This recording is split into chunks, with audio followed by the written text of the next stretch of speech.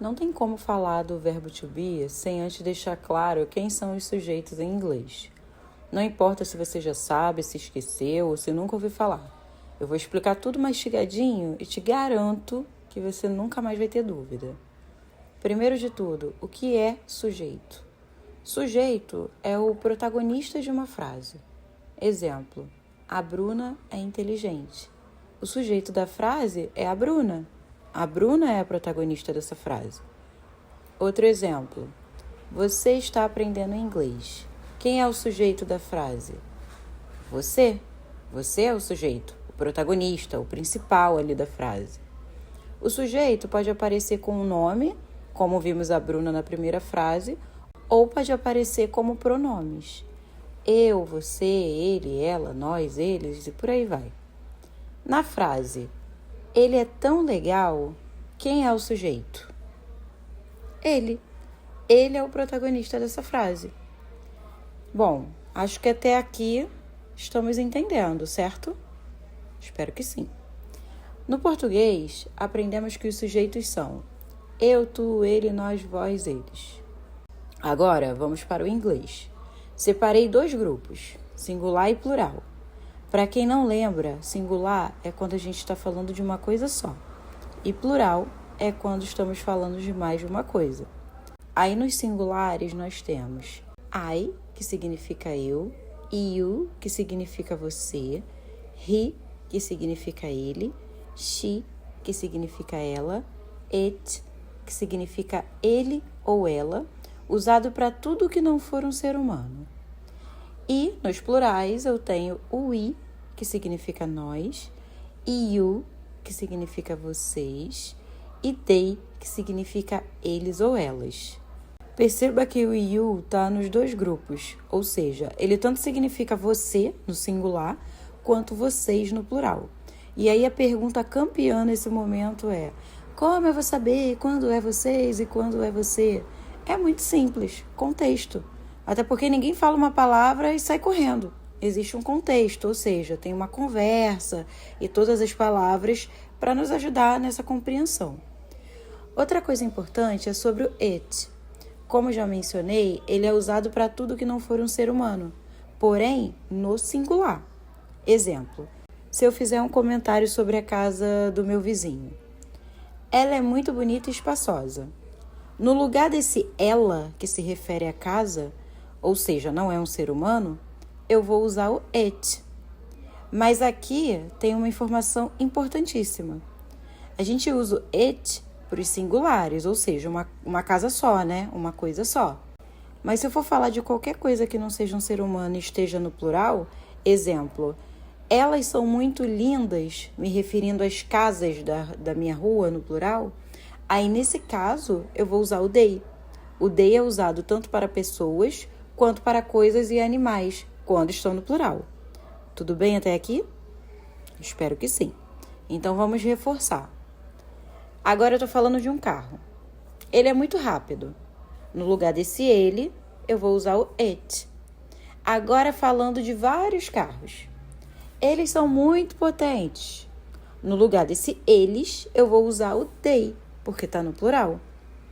Uma informação extra e interessante é que o it não tem uma tradução literal para o português.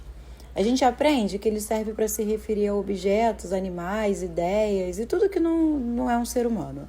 E muitas vezes, quando traduzimos uma frase, a gente vai perceber que o it nem aparece em português. Mas isso é papo para outro dia. Mas vamos lá. E tem mais uma coisa. Pronome I em inglês sempre é escrito com I maiúsculo. Sempre. Não importa a posição na frase.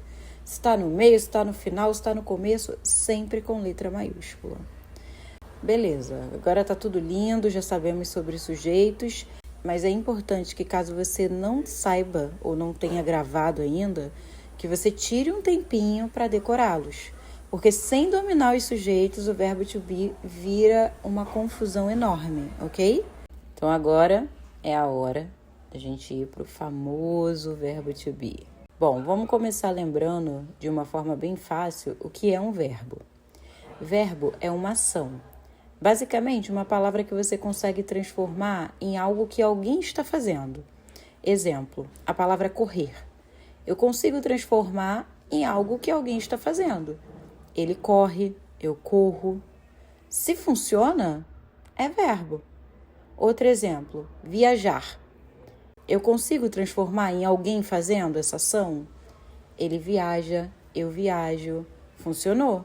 Então é um verbo. Agora uma outra palavra, cama. Eu consigo transformar essa palavra numa ação que alguém está fazendo? Ele cama, você cama. Opa, não funcionou. Então não é um verbo, é um substantivo. Tudo bem até aqui? Estamos entendidos o que é verbo? Então vamos prosseguir. No português, quando o verbo está no infinitivo, para quem não lembra, infinitivo é quando não tem ninguém fazendo a ação.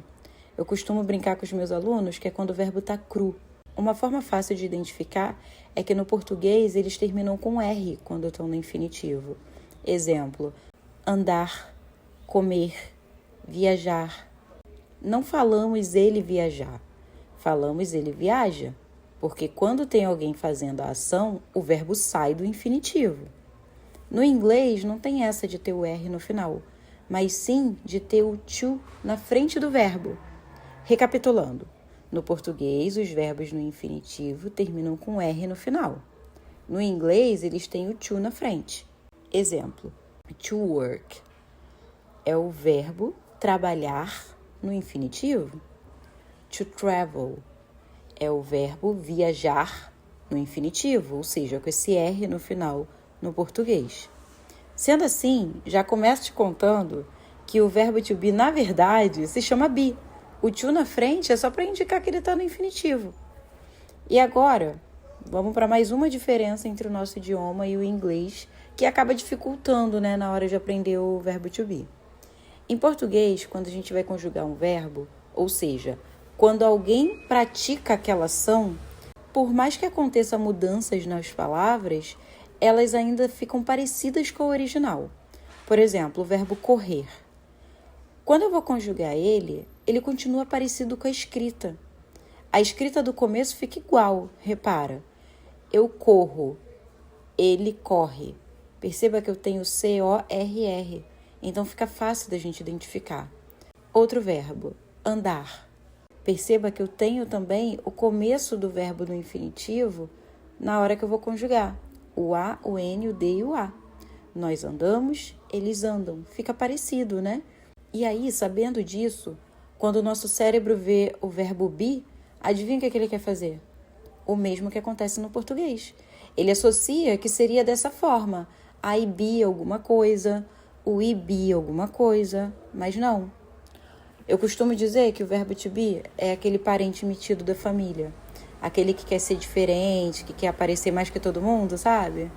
Então ele tem regras só dele. Regras que se aplicam só a ele. Bora lá aprender. A palhaçada já começa quando o querido não fica satisfeito com uma tradução só. Ele quer ser duas coisas. Então podemos traduzi-lo como ser ou estar. Aí vem aquela pergunta maravilhosa. E quando eu vou saber quando é ser e quando é estar? Repito, ninguém fala uma palavra solta, ninguém fala uma palavra e sai correndo. A frase vem com contexto. E agora vamos aprender a conjugá-lo. Apesar do nome do querido ser be, quando a gente coloca ele na ação, ele vira 3 palavras completamente diferentes.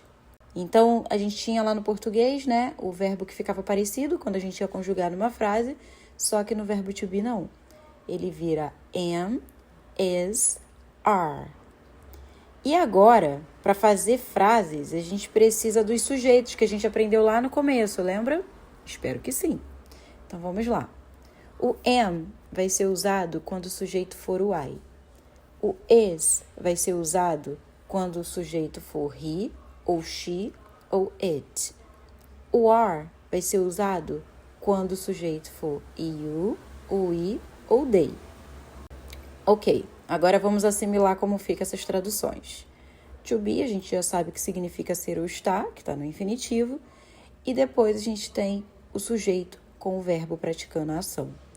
I am pode ser eu sou ou eu estou. You are pode ser você é ou você está. He is, ele é, ele está. She is, ela é, ela está. Acho que eu não preciso ler tudo, né? Já está aqui na tela.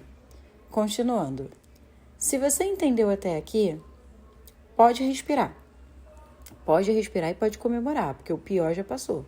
E eu juro que eu tô falando sério. Vamos ver algumas frases usando o nosso parente metido. I am a teacher. Eu sou uma professora. You are a student. Você é um estudante. He's happy. Ele está feliz. She's cool. Ela é legal. It is a beautiful dog. Ele ou ela é um cachorro bonito. We are friends. Nós somos amigos. You are here. Vocês estão aqui. Pode ser você também, porque a gente não tem contexto aqui, a frase está solta, né? Mas como eu botei um lá em cima, e fingi que o primeiro é singular e o segundo é plural. They are doctors. Eles são doutores. Agora que já sabemos como fazer frase afirmativa, a gente vai subir mais um degrau.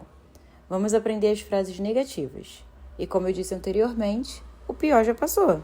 Agora são só os refrescos, eu juro. No português, colocamos o não na frente do verbo. Por exemplo, eu não sou uma professora. Você não é estudante. Já no inglês, a gente coloca o não, no caso not, depois do verbo to be. Então perceba, I am not a teacher. O not sempre vai vir depois do verbo to be.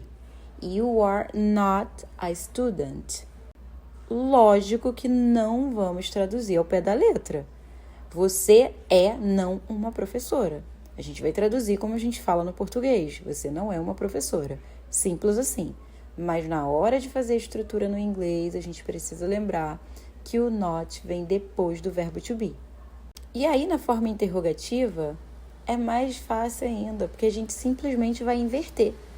Nesse caso, o verbo to be vem na frente do sujeito da frase.